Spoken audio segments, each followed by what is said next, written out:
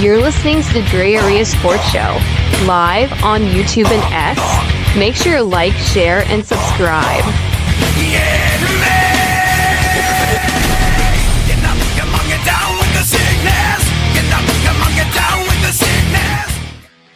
What's going on, you guys? Welcome back to the DreArea Sports Show. Today I'm joined by my good friend, Mr. Sterling Bennett, host of 49ers Access Podcast. Sterling, what's up, man? I'm doing good. Niners have mandatory minicamp for the last time today. And funny enough, a ton of trade talk is happening around the San Francisco 49ers, whether valid or not, and maybe even a big name free agent acquisition. Dre, I'm happy to be here and happy to talk about all those things with you today. Absolutely. And there's been a lot of trade talks. We're talking about receivers. We're talking about free agency. A lot of things to discuss today, but guys, if you want to support the channel, make sure you like, share, and subscribe to the DreArea Sports. Make sure you like, share, and subscribe to 49ers Access as well over on YouTube and also on wherever you find your podcast as well, because he puts his podcast out everywhere. Something I need to improve on. And other ways of supporting the channel, you can do so by becoming a member over on my website, which is nicotina.net. And there's memberships available under DreArea Sports. Or you can simply go down and join us on the Patreon. Both links are down below in the description. If they're not now, they will be really soon. And so definitely check that out. Okay, so one thing I want to get to real quick, and this is just some breaking news that came out of this morning. Let's see, do I have it? Oh, I do have it. Here we go. It is Joe Montana's birthday. Hell yeah. Wow. That is awesome. He is regarded as the GOAT, him and Tom Brady. He was the original GOAT, obviously, because he's Joe Montana. But I don't know how old he is. Do you know how old he is? Ageless. Doesn't matter. Ageless and priceless. That's what he is. But happy birthday to the great Joe Montana. Without him, who knows where this franchise would be right now. He's the original OG GOAT. He reminds me of like the Ric Flair of the San Francisco 49ers. He's styling, he's profiling, he's I know, out right? with the gold, watches and the nice suits and the nice sunglasses. He oozes aura of like he is what Joe Namath thought he was in New York with like the mink coats and the fur jackets. Joe Montana is everything Joe Namath wanted to be. Like he's just the epitome of a legend. Obviously his 4 Super Bowls, and maybe his time in San Francisco didn't end right with him being in Kansas City, but he is the greatest quarterback in Niner history and probably the second greatest quarterback of all time in NFL history. Absolutely. And really, I mean, he's neck and neck with Tom Brady. Obviously, Tom Brady has more Super Bowls, and Tom Brady has accomplished quite a bit in his career. I mean, look, I'm a huge Joe Montana fan. Obviously, I'm a Niner fan.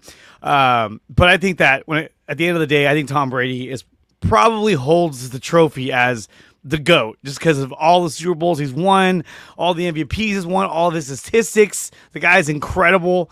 So definitely Tom Brady is right up there. But happy birthday to Joe Montana. So as we segue off of this nice little moment here, I do want to ask you, there was some talk about a player on the Niners that didn't appear to be himself lately. Just looked like maybe he lost a step or two. And I hadn't had a chance to talk to you about this yet, so I really wanted to bring this up. What did you think about the comments that Christian McCaffrey may have lost a step or two or looked slow so far at OTAs and at minicamp? You ever just tried to find, like you've tried to analyze something too much and it just makes you go crazy and it makes you look crazy? Trying to analyze Christian McCaffrey's OTA reps is asinine. Like, yeah, you can say, oh, it's nice to see Christian McCaffrey out there, but they're not wearing pads. They're wearing shorts. There's no defense. He's not cutting in between the tackles and all those things. Trying to analyze really any player, not just Christian McCaffrey, their game speed or whatnot in an OTA session is just why? You're wasting your time. You have no reason to be doing so. And it'll be different if McCaffrey was actively rehabbing and trying to work his way back in the middle of the season, and you get into a conversation of, well, he might not be ready, but he's had the entire offseason. He's had the surgeries. He's fully healthy. I don't think he's missed a day of media available OTAs thus far. And Going into what will be this big break in between minicamp and training camp, knowing he's healthy, or at least seems to be healthy, that is a really good step for him. And that clip be to show right there. He don't look like he's any slower than he was 2 years ago. And if they can refine or regain any of that, 2022-23 Christian McCaffrey, even if it is 85% of that, he's going to be a damn football player this year for the San Francisco 49ers. Absolutely, and this is something I've been talking about for a number of weeks now. Now, excuse me, my voice is a little scratchy. I'm getting over strep throat that I had last week, so there's a little bit of remnants going on there, which is a little annoying, but it is what it is. But the amount of offensive firepower that you're getting back this season when it comes to a guy like Christian McCaffrey, later on you're going to get Brandon Aiyuk, but you're also getting a second-year player in Isaac Guerrero, who I still think is going to be able to produce quite a bit in the offense. And we've seen him so far at OTAs, at minicamp, looking explosive out there. And I think they're going to find creative ways to get him involved in the offense. But when it comes back to Christian McCaffrey, I've been pulling up the stat a lot. I'm trying to find it right now, where it shows you how he ranked according to Next Gen Stats in 2023. If you get anything close to what he did in 2023, then you're getting pretty much a MVP candidate back in Christian McCaffrey. He's going to open things up in the passing game. He's going to open things up in the running game. He's going to do a lot of things for your offense that you couldn't do when he wasn't there last season. And granted, look, I thought that J.P. Mason did a great job of running the football and being effective in those running lanes. But again, I don't think that he was able to carry the load. We saw him take on a lot of injuries towards mid-season and later in the year. So look, Mason was an undrafted free agent, and we struck gold with that guy in terms of what we're able to get out of him production wise. But getting Christian McCaffrey in place of him is going to be huge. While I looked this up, I mean, what do you think McCaffrey brings that Mason couldn't bring in terms of like their overall productivity? Yeah, I think Christian McCaffrey is an overall better in-between the tackles runner. Obviously, he's more explosive, but he gives you so much more as a pass catcher, whether it's checkdowns or on swing passes or whatnot.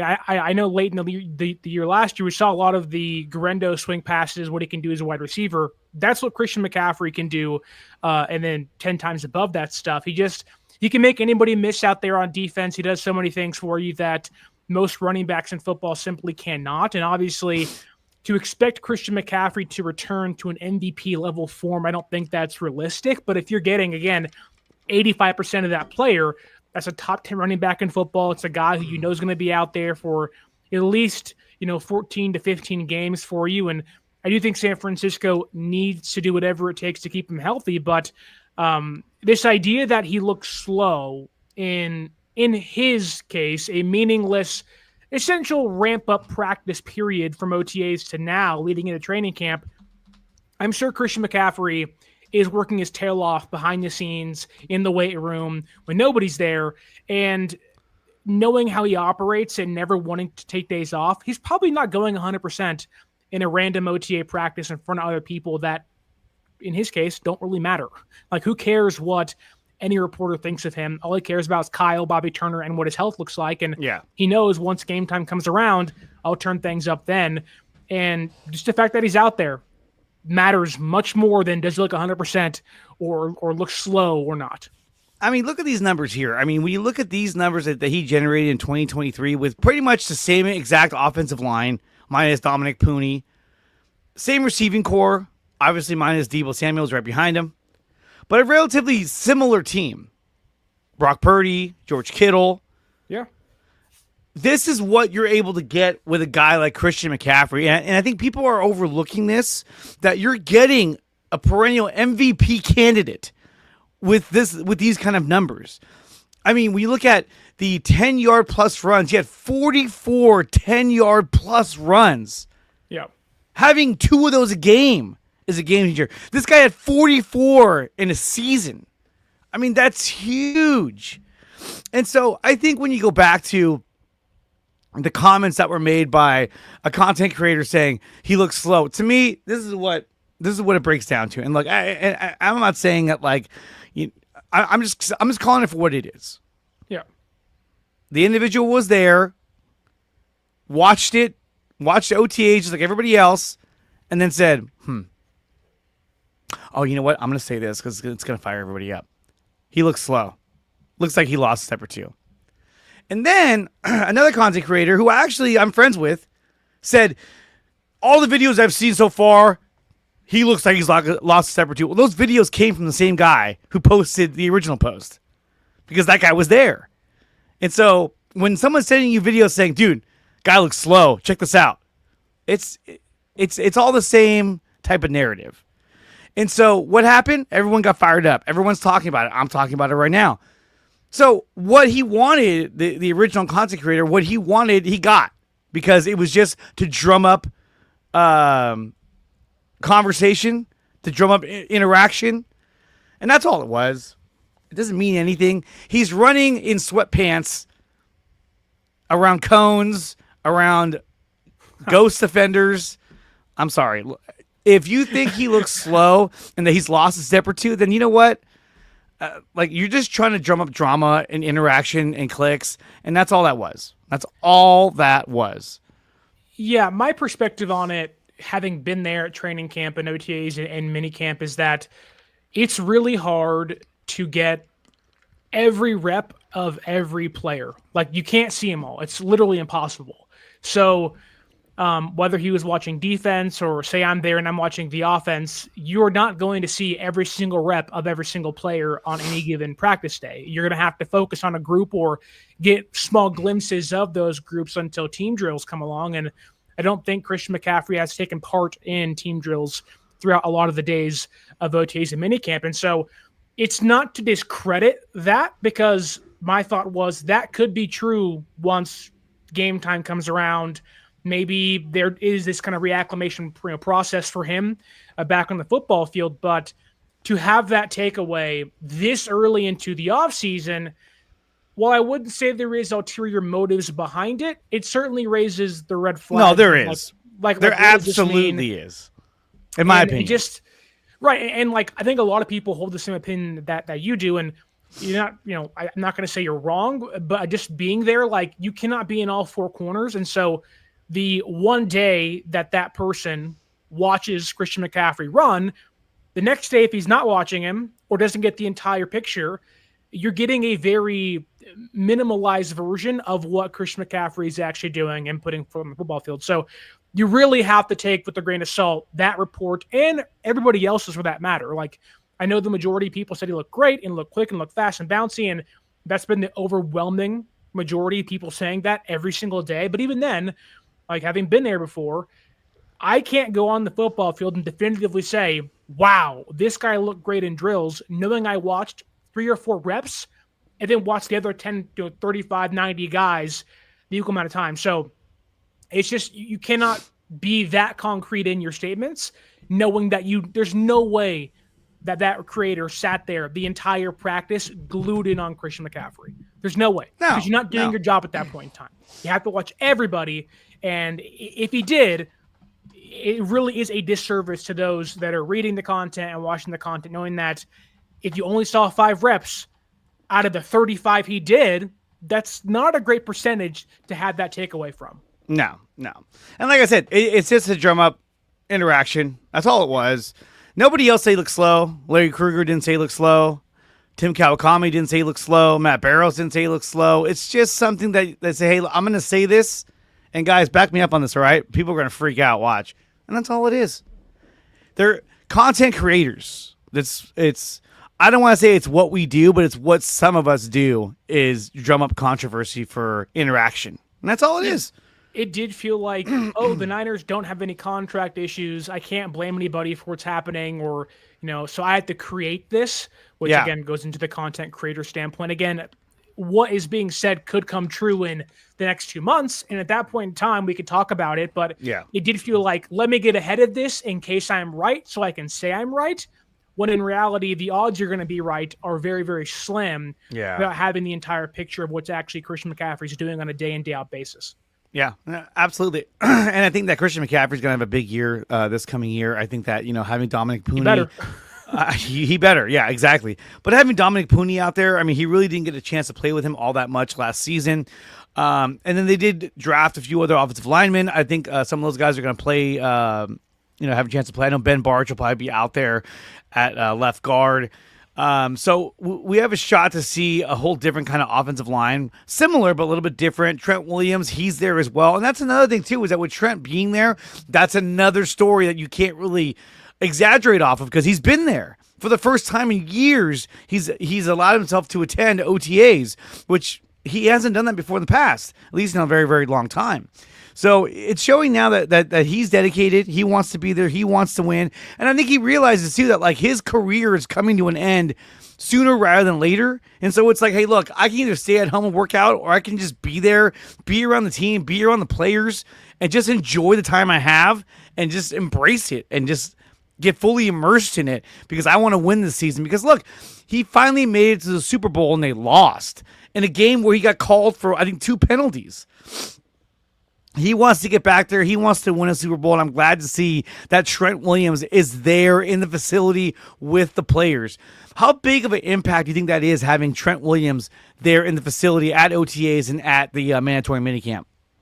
Yeah, it's a big deal. You have a future Hall of Fame player that can now talk to a lot of the young guys, talk to Colton McKivitz, who he didn't have last year. I think this is now McKivitz' 3rd year starting. He only had him his first year as a starter in 2023. Didn't have him last year, obviously, until week 1 of the NFL season. But to have Trent battling against Nick Bosa and Micah Williams and Bryce Huff, the impact he'll have on those defensive players and even other guys in that room as well, it's a big deal. Nick Bosa has often talked about, what Trent meant for him as a rookie in 2000, or excuse me, as a second-year player in 2020, and the growth he had quickly learning from Trent and where to attack, where to put his hands, how to attack. And, when you're going against one of the best left tackles in football for 5 years, you're only going to get better. And if you aren't, that's your fault. And I think Nick took that in stride, and you're hoping that Michael Williams and Bryce Huff and whoever else is in that room alongside those guys can do the exact same thing. And I think just having that brain and that mind to pick matters. We always talk about in baseball, what Justin Verlander means to a young Giants rotation, right? Right. Bring in that savvy vet to have in that room to help those guys learn how to pitch, not just throw. The same thing goes for the NFL players as well. Learning, like in Mike Williams' position, like he told the media, I have to be a better pass rusher.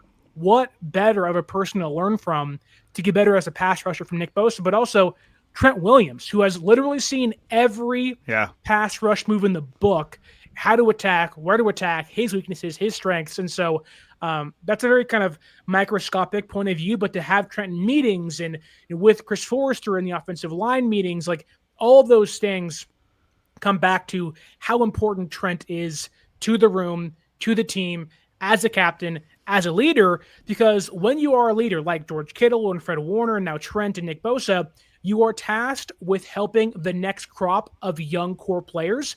And this defense has had a huge influx of young talent. Yeah. And yes, the guys on defense can certainly help those guys, but the guys they are battling with in the trenches every single day, that may be equally as important to learn from, like having Trent Williams there in OTAs and minicamp.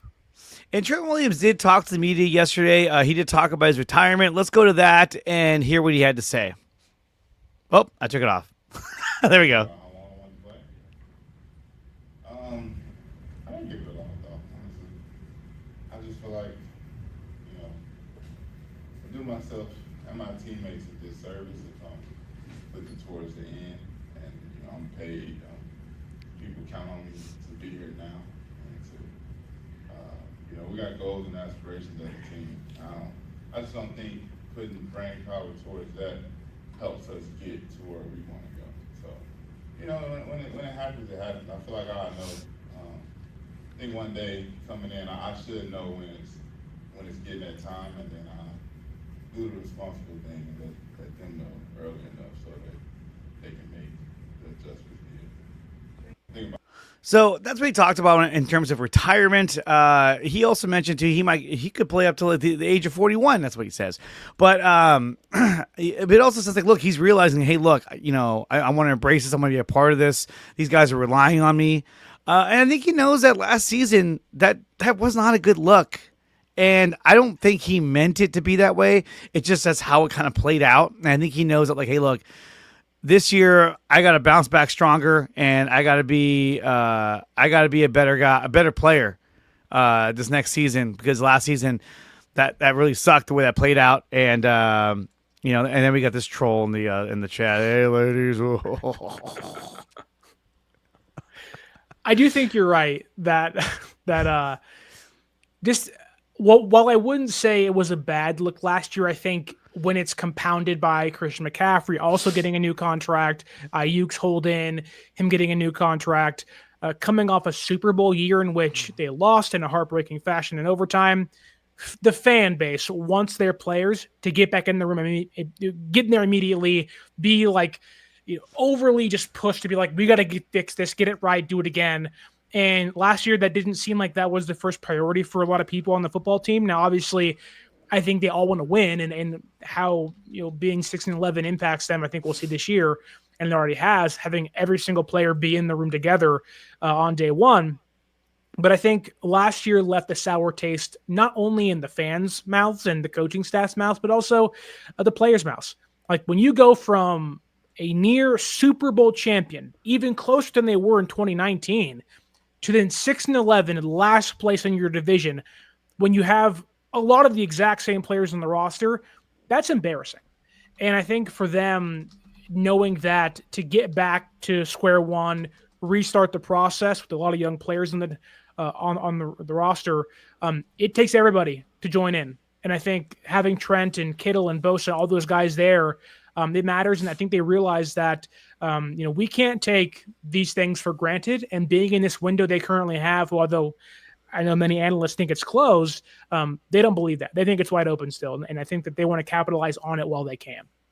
No, yeah, I do not think it's closed. I think that it's actually open right now. And I think that they can make a run this coming season. Yeah. And people would say, well, they don't have, Ayuk's down. They don't have, no, I'm sorry. They can easily make a run this season because they have one of the easiest schedules in the NFL. And so if they execute at a high level, they're going to find success and win a lot of these games. And that's one thing they didn't do last season is they did not execute at a high level. Bad timing, bad route running, bad blocking assignments. Just they made mistakes, mental mistakes left and right last season, which cost them a lot last season. And still, at the end of the day, they had a top 10 offense and they almost made the playoffs. So again, this is a team where if they execute at a high level, they're going to find themselves in the driver's seat in this division. I am about 99.9% confident this team will make the playoffs. And I feel very confident that they can make a run at the Super Bowl, even with the team they have now. They're younger, they're more athletic, they're stronger, they're healthier. I think they have a lot of things working in their favor that they didn't have last season. And a lot of players too, even Diamondor Lenore. And a few others have said, man, having the extra time off after this last season was a huge difference than having the short amount of time off coming off a heartbreaking loss in the Super Bowl. Yep. I mean, they lost in overtime. Yeah. Mahomes drove down, scored a touchdown, and won that game. It wasn't like they lost that game 34-17. Like, oh, well, we lost. No, they went all the way to overtime, and they lost that game. That was a game they should have won. But it was also a nail-biter, and it was a grinder of a game. And, I'll say this, too. The Chiefs had a much better defense that season as well compared to the one against the Eagles. They also had both McDuffie and Snead as their corners, and that gave the Niners a lot of problems. Anyway, we're not going to talk about Super Bowl anymore.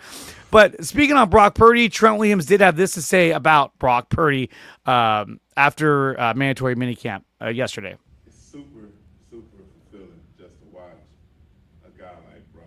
You talk about a Cinderella story, I think this is the epitome of that.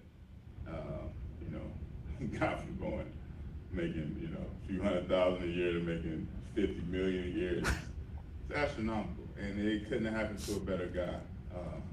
He is the guy for this team. He is the guy for this franchise. He will. This is just the tip of the iceberg. He's going to get another contract. He's going to win a lot of football games. He's that good of a player. So super, super happy to see that happen for him. I love him like a brother, so I couldn't be any happier. And here's my thing too, is that this is the same thing that you're hearing from a lot of different players, is that they're happy for him. They believe in him. He's our leader. You know, they say the same things about Brock Purdy, each player that is. And so he commands a level of respect from them. And that's a good thing. I mean, he's not a prima donna. He's not a guy that, you know, that they kind of half-heartedly believe in, but they know that, like, he's got his limitations. No, they fully believe that this guy is going to lead them to a championship. I mean, he led them to the Super Bowl and 2 NFC title games. I mean, the guy's incredible. So this is what we're going to do. We're going to take a quick break to hear a word from our sponsors. When we come back, we're going to talk about the talk and criticism about Brock Purdy at yesterday's day 1 of mandatory minicamp. You're watching the DreArea Sports Show with Drew and Dre, but today it's going to be Sterling because Drew is not going to be here. He's on assignment right here on the DreArea Sports channel on YouTube. Like, share, and subscribe. Yeah, we'll be right back. You're listening to the DreArea Sports Show, live on YouTube and X. Make sure you like, share, and subscribe. Get up, come on, get down with the sickness. Get up, come on, get down with the sickness. Oh, whoops. I need to generate more leads from your website, Google, and your social channels without having to spend money on ads? Our platform provides you with an easy-to-use communication stream that sucks in free leads from your website, Google, Facebook, and Instagram, enabling you to reply and convert them into customers from your computer or from our mobile app. We'll even turn your inbound calls into text message conversations, so you'll never miss another lead again. Once you've converted a satisfied customer, you can shoot them a Google review request with a click of a button, which will explode your positive reviews and increase your position in search engines. The system will also pull new reviews from Google and Facebook right into your conversation stream, where you can read and reply. Jumpstart your business by getting started today. And guys, use promo code 300POWER when making your first purchase over at PowerBrandSystems. They have a platform that'll help launch your small business. They can also build you a website for your small business, YouTube channel, social media account, whatever you need. They will do it for you when it comes to building websites. If you want an example of their work, go to my website, which is nicotina.net. That's the home webpage for all 3 of my channels, including DreArea Sports, where memberships are available under DreArea Sports. We're also brought to you by SEATGEEK. Use promo code DreArea Sports to save $20 on your first purchase over at SeatGeek.com. It's a great way to support your local team or your Niners. You want tickets? Use promo code DreArea Sports and save $20 on your first purchase. And also, we're brought to you by BetUS. Use promo code DreArea Sports. They will match you up to 125% on your first 3 deposits. Only at BetUS using promo code DreArea Sports. Okay, so yesterday's minicamp report from a lot of these reporters said that Brock Purdy didn't look as sharp. One in particular said that Brock Purdy, he threw 3 picks and that they were forced throws. They were not open. Okay, here's my thing. If Brock Purdy's throwing interceptions in minicamp, in practice, I don't care. I don't care because he's proven on the field to be an accurate and decisive quarterback. If he throws picks in practice or in minicamp, it means absolutely nothing to me. Sterling, what do you think about Brock throwing 3 interceptions yesterday? Well, can we talk about his 2 touchdowns first? Or does that absolutely. Absolutely. It's more so about, and I think Kyle Shanahan, he kind of talked about this after practice of like, I don't really care about OTAs and training camp stats. I know that's been a big part of the conversation for Niner fans because there's been this quarterback controversy for a long time. And it's been trying to find, the biggest delineation between the players of who's better and who's worse that day. And I get it. At a certain point, that was valuable to myself, but there's a reason why you practice. There's a reason why you have training sessions. The reason why, you work on certain drills. I can only go back to my own experience, talk about, there's things that you're not good at that you want to get better at. And to get better at them, you have to start off making mistakes and learning from them and growing in those. And whether it is, strengthening your body, doing a certain workout, doing a certain drill and whatnot, like there's only one way to get better, and it's making mistakes. Nobody's going to be great at, everything immediately. And Brock is good at a lot of things, but him pushing the football down the football field in 2 of his 3 picks, and him trying to make plays in a practice where the defense can't actually touch receivers. There's no defensive line. That's where you want your quarterback to be, pushing his receivers, pushing his defensive players, pushing himself in a unpadded practice. I just think that in a time and place where there really isn't much drama, Brock Purdy is cemented finally as this team's franchise quarterback. If Brock throws interceptions, but they're winning a lot of football games and he has, a bunch of touchdowns, who cares? Yeah, you'd wish that number was down further, and Brock has been open about getting back to who he once was in 2022, playing in the system and playing in more structure. I do think that, Brock doing it now paves the way for him to be able to either decide if he can or can't do it later in the year, which hopefully is a big difference in the 49ers, actually winning football games. Like last year, they had 8 one-score games. If Brock is taking risks and making big plays, you go from 6-11 to 10-7, 11-6, and that's the big difference in being a playoff team or being the worst team in the NFC West. So Brock, keep throwing picks. If you are pushing players to get better and making yourself better, I don't care if you throw 10 picks or 1 pick. That just means you're getting better to me. That's all that matters. Exactly. And what he does in practice, look, he's taking risks. He's throwing passes that he probably wouldn't throw in an actual NFL game or even a preseason game. And so he's kind of experimenting with his own mind, with his body, and trying to see, okay, let me try this, let me try that. I don't take it as like, he threw 3 picks. We got a problem. Mac Jones, get ready. You never know. So I think, again, it's one of those things where, look, you can report on it. Obviously, yeah, that happened, but is it something to be concerned about? No, I'm not concerned whatsoever.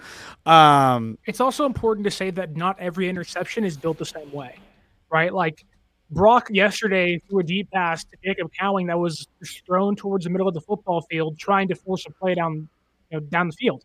It got picked off. Yeah. That's not that bad to me in a play that you have to force. Like Brock sees his check down option, says, you know what? I'm taking a risk today.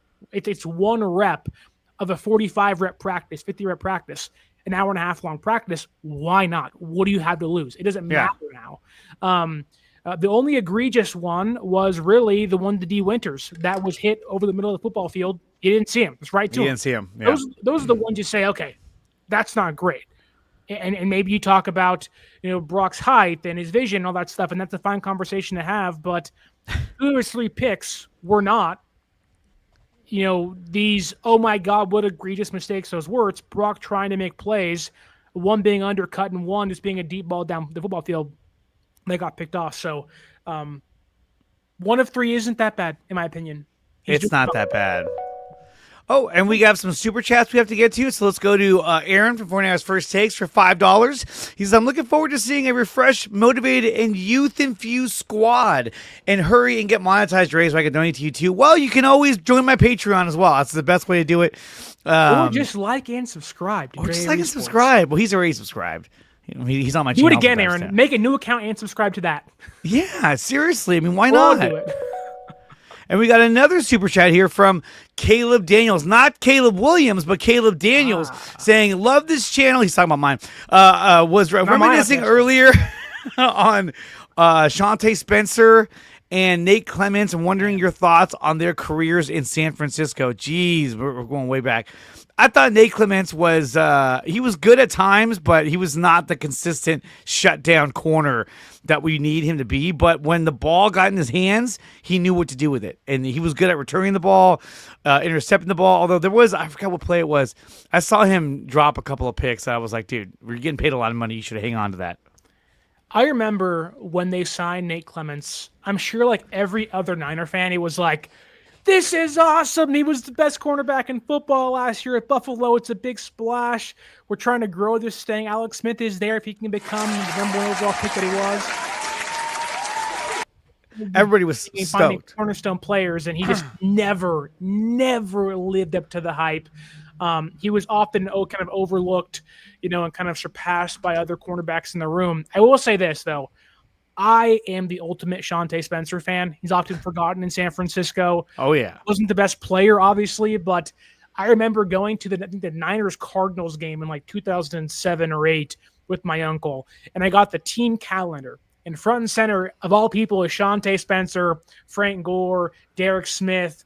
I think Vernon Davis was there at that point in time, maybe in his rookie season. And it was like, this is our lockdown cornerback. This is it. Was never good enough to be that player, but I think Nate Clements is very overrated, was never a great player for us. But Shante, I think, is really overlooked for his time in San Francisco. Reminds me a lot of what Chris Culliver was, albeit Culliver had a much higher ceiling than him, a more consistent career. But I love me some Shante Spencer. No, he was always good. He was always good. Same with like Terrell Brown. I thought he was always pretty good. I mean, he was solid. He's what Lenore is to his defense, but Lenore's way better. But like Terrell Brown was that feisty Texas cornerback that always somehow found a way to get the big pick when it mattered most. Yeah. Him and Tremaine Brock. Yeah, Tremaine Brock. Remember that? My God, that's another player right there. And speaking of corners, there was some news coming out of Green Bay, which was that a corner by the name of Jaire Alexander, not Jaire Brown, Jaire Alexander was being cut by the Green Bay Packers. And so a lot of players and a lot of fans said, should the Niners inquire about Jaire Alexander? For a guy who once covered the Packers, what do you think about Jaire Alexander? Is he a guy the Niners should explore to maybe bring in as being one of the outside corners, maybe a slot corner? Where is he better suited, do you think? He's better suited on the outside, which may push Lenore or Green or even Trey Brown towards the inside, but to nickel. I just think that the optics of signing Jaire Alexander are much better than the reality of it. He's never had a coverage grade below 75 outside of his rookie season. When he's on the football field, he's one of the best cornerbacks in football. It is perplexing as to why the Packers waited this long to make a move with him, whether it be trading or cutting him. They didn't really address cornerback in the draft, and then they cut their best one.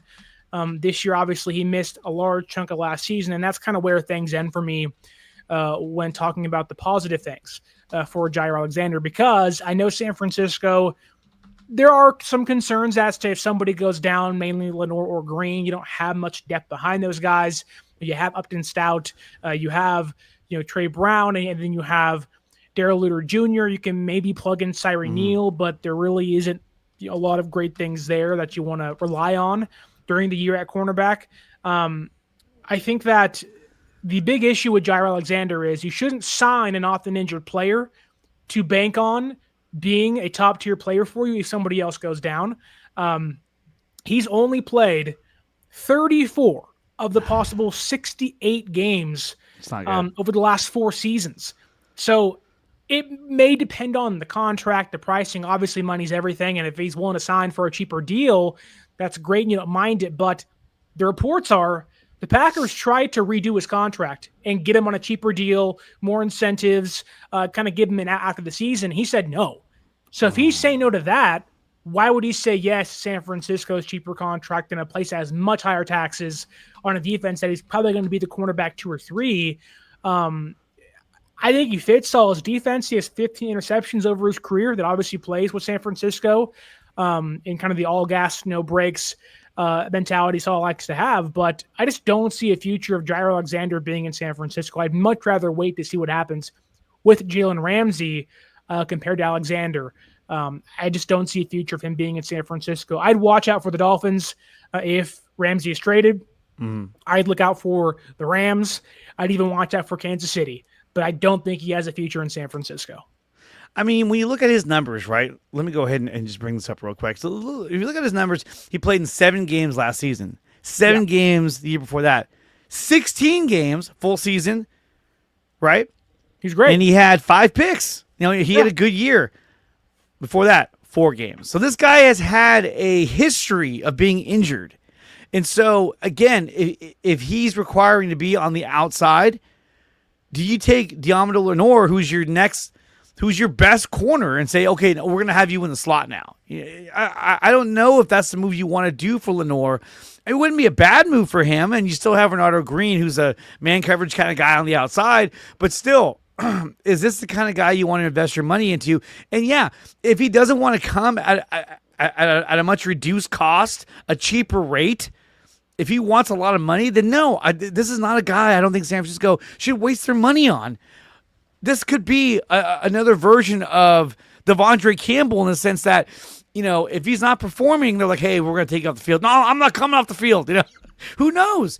But unless he wants to come at a much discounted rate, I would not go out of my way to sign this guy. I wouldn't. Yeah, that is one of the more complicated factors in that, because Lenoir, by what San Francisco is saying, is they want him playing the outside the entire year. They don't want to move him on the inside. So exactly. Signing Alexander would basically erase that and force him to play inside, or at least move Green or trade Brown in there, which, yeah, it certainly deepens your depth and makes you stronger as a defense, but there's no promise he stays healthy. And I get it. Again, the optics look great. Wow, your first round pick, 15 interceptions. Like, when he's healthy is great, but the question is when he's healthy. And he's aging, coming off of knee injuries that, last year he was healthy, but he couldn't get cleared by the coaching staff because they were like, yeah, I'm kind of better off without you.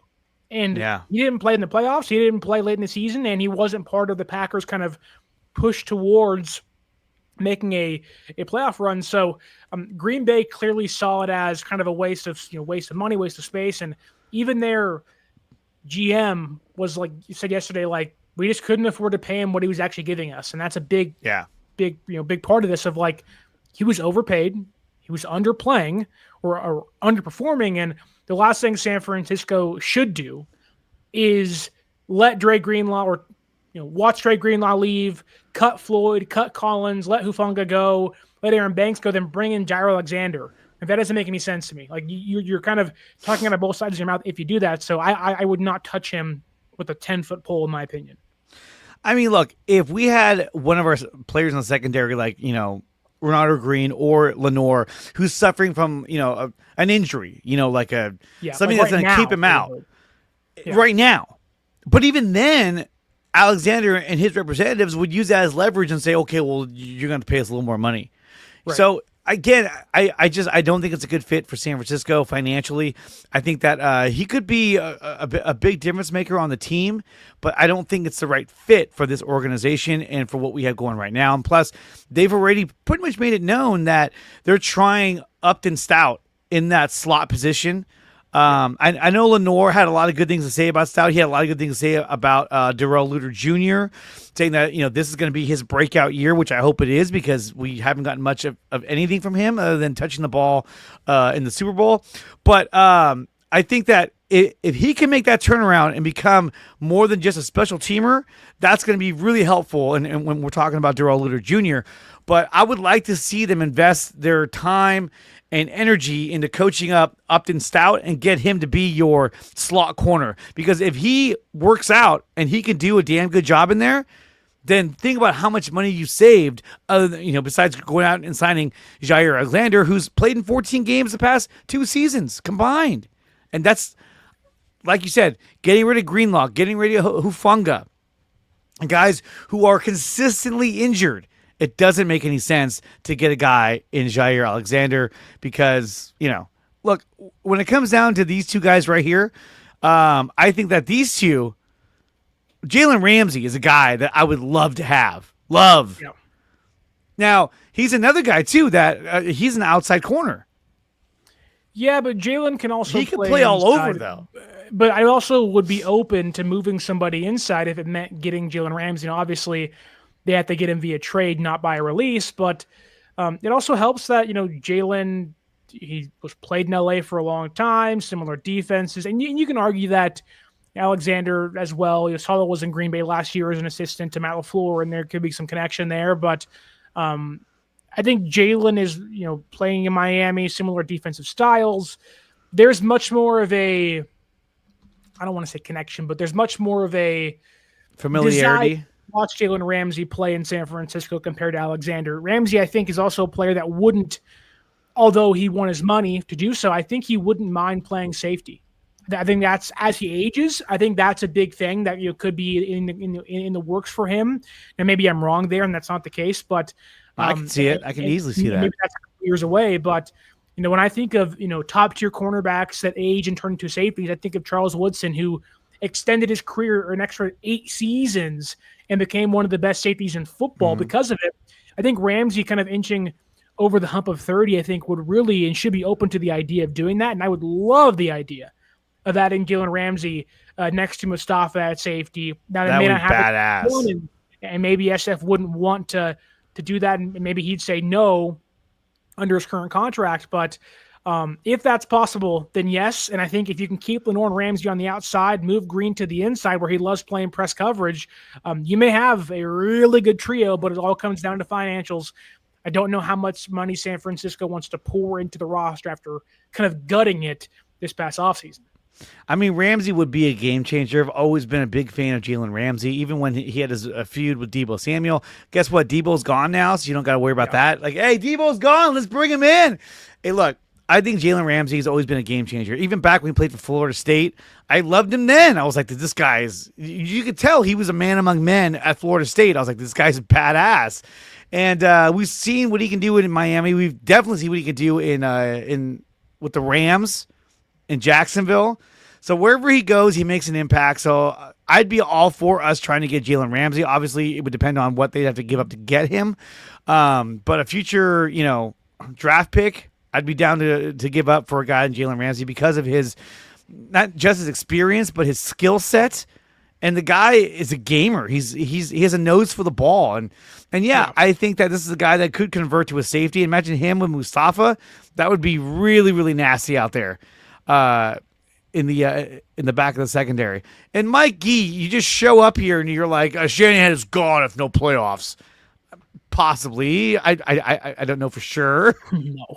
But anything's possible. The seat gets hot if then, but no. No. But guys, that's going to wrap things up for the DreArea Sports Show. It's a little bit of a condensed version because I have something else that I have to attend to, but I wanted to make sure that I went live this week to cover all the latest news from San Francisco. And I got Sterling to come on. And, hey, if I'm going to go live, Sterling's the guy I got to go with, man. He's my ace in the hole. Quickly here, we have to hit on the McLaurin Aiyuk trade proposal that was made. Or trade mock trade really quickly here. Would you do that trade? You think it works out for both teams? Would you trade Brandon Aiyuk for Terry McLaurin? For Terry McLaurin, let me think. Yes, I would. And here's why I would do that. Because McLaurin is younger, he's healthier, and I think that he is a guy that is ready to play and win now. So that's why I would do this trade. Granted, you're going to have to sign McLaurin to a contract, so it's not like you're getting out from under Aiyuk's to get under another one. It's not like you're getting out of Aiyuk's. You're going to get right back under another contract with McLaurin. But right now, he's healthy, and I would do it. I would. McLaurin is healthy. He's ready to play now. Wants a new contract. I think the one thing about this is he's probably going to want equal to, if not more than Brandon Aiyuk at this point in time. This was 2 years ago, and we're amidst the contract hold-in. This would be a great trade for San Francisco. That said, Terry McLaurin is like 31 years old. He's old. He's not as young as Brandon Aiyuk is. Obviously, health is a big factor, but I don't think the Commanders would do this trade. They went and got Deebo Samuel. They're going to pay McLaurin this year. I don't think this is a smart move for the Commanders. I don't think they'd even think about this deal now that they have Deebo Samuel in place. But Noah Brown got carted off the football field today out there in Washington. They got some receivers on the injured list. Maybe it means nothing, but I don't think this move makes any sense. I think San Francisco would be open to it, but knowing Aiyuk is kind of rehabbing his image in the room, in the meetings. He was out there at practice yesterday, kind of doing a little jog and a little dance with the team. Mm-hmm. I think they are more than happy to keep Aiyuk for 1 year. Maybe next offseason, this becomes a more active trade conversation. But right now, it don't make no sense in hell for either one of these teams. Look, I misspoke. Yes, he is older, but he's 29, not 31. Okay. Almost 30. So he's 29 compared to 27 with Brandon Aiyuk, but he's healthier though, and I think that we still don't know what we're going to get out of Brandon Aiyuk when he comes back, probably at midseason. We don't know what form he'll be in. We don't know what kind of player he's going to be. We have seen players come back from these injuries, and they're even better. We've seen some come back, and they're just not the same anymore. We don't know, but at least this guy would be ready to go week 1, and that's why I would do that trade. Now, do I think the Niners will do this? Would do this trade? No. I don't think they're even really inquiring about this trade unless the dead cap Washington will be crazy for Aiyuk right now. Oh, but still, it's like I don't think San Francisco would do this trade. I don't think they're even going to inquire about this trade. I think that this is something that, hey, look, does that sound cool and sexy? Yeah, probably, but no, it's not going to happen. But fantasy football wise, if you would have asked me right now, would you trade McLaurin for Aiyuk in a heartbeat? Yes, absolutely, of course, because you're going to get production for week 1. And if you want to make a shot, you want to make a run at the Super Bowl, then you get a guy, former Ohio State wide receiver. This is a guy that I would bring in if I want to make a run right now. But do I think they'll do it? No, I doubt. Not a chance. Not a chance. But it's fun to talk about. Oh, it's a great conversation starter. But realistically, it's never going to happen. Even Larry Krueger was like, this is a no-brainer. I would definitely do this trade. I was like, fuck. I mean, after San Francisco, you'd love to do it if money wasn't a factor and draft picks weren't going to be exchanged. And if he was still under contract, if he still had like another year or so on his contract and it wasn't that much, fuck, let's go. If it was 1 year ago, this would have been done. If this was the deal Adam Peters offered last offseason, it would have been, take him. Oh, yes. Perfect swap. But this would have been done. Both sides would have been like, let's go. Let's do it. Aiyuk would have been packing his bags. Like, let's go. But instead, Debo and Terry McLaurin this year, not Debo and McLaurin out there in Washington. It would have been the exact same core in San Francisco. I don't know, though. Instead. Like, if we would have gotten McLaurin, I don't know if Debo would have been so stupid last season because he didn't have another receiver. He was just like, I want the ball more, and I'm going to drop the ball. God damn it. I got to go. I got to get out of here. It's not going to work out. A different timeline that would have been. A better Debo Samuel in 2024. Maybe San Francisco makes playoffs then. Who knows? Who knows? Guys, that's going to do it for the show. I want to thank Sterling for coming out here and talking Niners football. I want to thank everyone in the chat who came out here to talk Niners football. Will they trade Terry McLaurin for Brandon Aiyuk? Probably not, but it's fun to talk about. I would do it.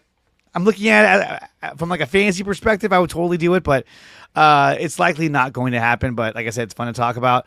McCaffrey doesn't look slow. He looks great. Trent Williams is in the house. And guys, like I said, if you want to support the channel, make sure you like, share, and subscribe to the channel. Make sure you like, share, and subscribe to 49ers Access. If you want to support the channel, do so by joining us over on Patreon under DreArea Sports, or just go to my website, nicotina.net, and there's memberships available under DreArea Sports. Until next time, you guys, go Niners. We still got a long way to go until we get to the regular season. But, man, when that comes, it's going to be like freaking heaven, dude. Absolute heaven. All right, guys, we'll see you guys next time. Thank you for watching this video. If you want more of this content, then check out some of these recommended videos right here on your screen.